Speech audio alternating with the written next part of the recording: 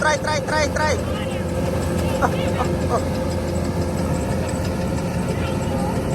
Đó, trai đe chứ.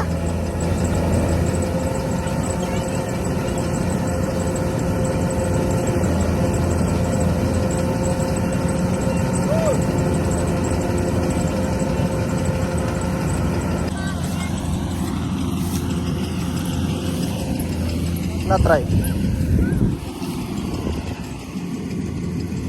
Sợ con cranh quá hả? Vậy bao.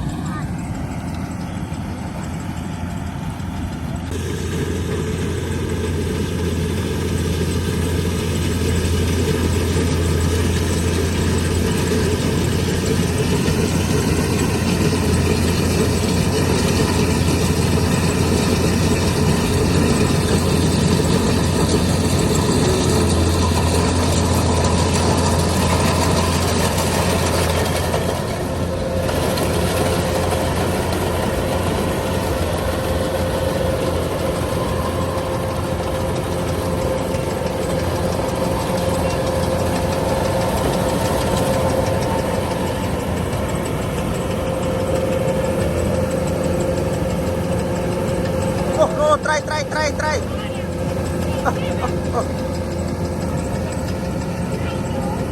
Đó, trai đe chứ.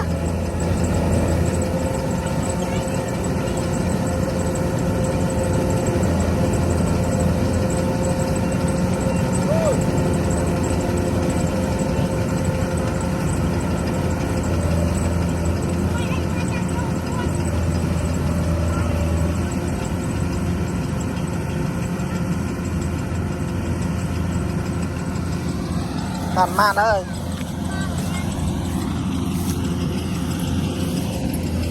Nó trai. Sợ con cranh quá hả? Vậy bao.